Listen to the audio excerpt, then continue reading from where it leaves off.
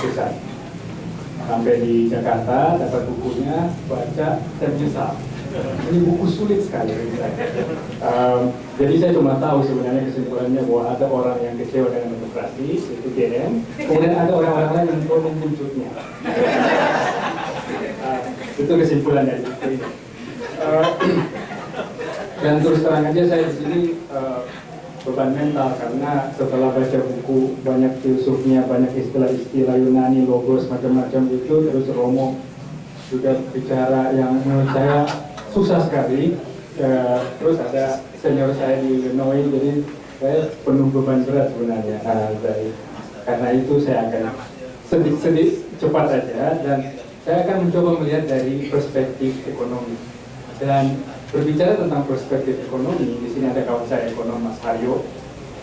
Ekonom melihat demokrasi cenderung komikal. Dan dengan itu saya bermaksudkan bahwa cenderung skeptik dan cenderung sinis. Makanya ketika saya baca bahwa GM Mas Gun agak kecewa dengan demokrasi, saya mulai curiga jangan-jangan Mas Gun jadi ekonom. Saingan ya kan? Ya ada saingan lagi, itu bahaya. Nah, kemudian saya mencoba, dengan begitu saya akan mencoba mengganggu teman-teman sekalian dengan dua teorema yang paling muram di dalam ekonomi dalam melihat demokrasi, dan itu adalah yang pertama yang kita kenal dengan istilah paradoks Condorcet, dan yang kedua adalah teori ketidakmungkinan Arrow. Ini adalah Janet Arrow, disertasinya tentang bagaimana sebenarnya sistem atau tatanan sosial apapun itu tidak akan berhasil.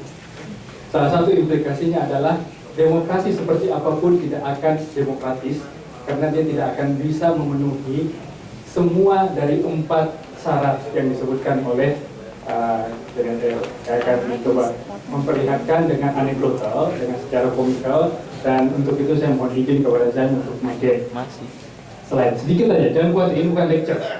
Ini hanya main-main aja, karena saya khawatir nggak bisa tanpa visualisasi. Di mana yang buntut? Udah gitu aja Om. Hah?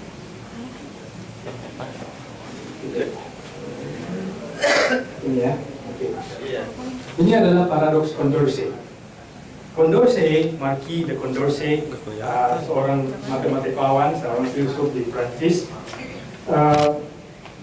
berteman dengan Jacques Turgot, ekonom, dan Voltaire, itu melihat bagaimana bisa terjadi ketidakkonsistenan dalam demokrasi.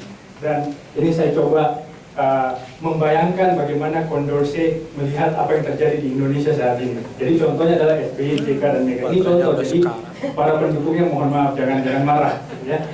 Nah, katakanlah di suatu, atau di Indonesia ada 300 orang yang akan memilih, kemudian entah dengan keajaiban, suatu keajaiban mereka menjadi 3 kelompok, masing-masing 100 orang. Dan 300 ini menjadi 100 orang. Nah, kelompoknya nih, kelompok pertama itu lebih suka SBY daripada JK, dan lebih suka JK daripada Mega. Artinya kalau ada pemilu dia pasti pilih SBY, kemudian JK, dan terus Mega. Kelompok kedua juga punya preferensi, dan preferensinya adalah JK dulu, kemudian Mega, lalu SBY. Yang ketiga itu Mega, SBY, dan JK. Sampai di sini kita nggak melihat ada sesuatu yang aneh. Tapi kalau kita bandingkan antara dua orang, pertama ambil SBY dengan JK, Anda bisa melihat bahwa mayoritas pasti memilih SBY. Kenapa?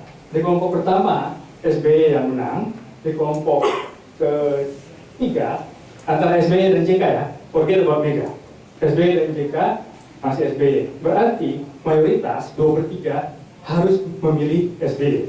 Kalau kondisinya seperti ini, karena dua kelompok atau 200 orang memilih SBY ketimbang JK, hanya 100 yang akan memilih JK di sini, di kelompok 2 ketimbang SBY. Jadi SBY dengan JK, SBY. Satu.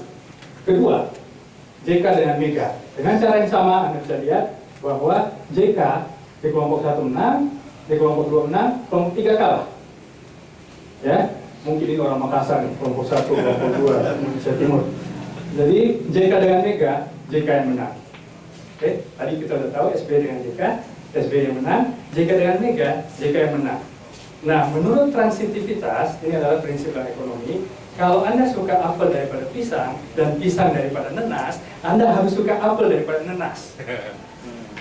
Ya, transitivitas, konsistensi. Berarti kalau Anda memilih mayoritas memilih SBY ketimbang JK, dan memilih JK ketimbang Mega, maka logikanya SBY harus mengalahkan Mega. Nah, kita lihat SBY dengan Mega.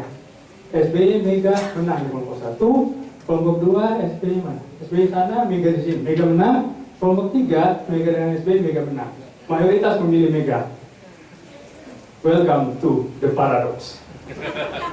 Nggak ada hasilnya kalau begitu. Jadi ada melingkar, gitu ya. Jadi satu, demokrasi gagal oleh Condorcet. Nah, kemudian karena putus asa, orang-orang bilang, nah ini kan di dalam angan-angan, di dalam apa namanya tataran pemikiran, di dalam dunia nyata orang punya ideologi, orang punya apa namanya akal. Nah sekarang para pemikir mengatakan bahwa kalau Anda memasukkan unsur ideologi di dalam analisis itu, maka kita akan bisa lepas dari paradoks Condorcet. Jadi saya ambil contoh yang lain lagi. Bayangkan partai, ya, karena kita mau bicara ideologi agak susah untuk pakai contoh individu, jadi saya pakai partai aja. Ada 3 kelompok lagi, ini kelompok yang berbeda dengan yang tadi, ya, karena kan partainya beda. Nah, kelompok pertama itu lebih suka PDIP, tapi lebih suka PDIP daripada Demokrat, tapi lebih suka Demokrat daripada PKS. Jadi ini mungkin orang-orang nasionalis.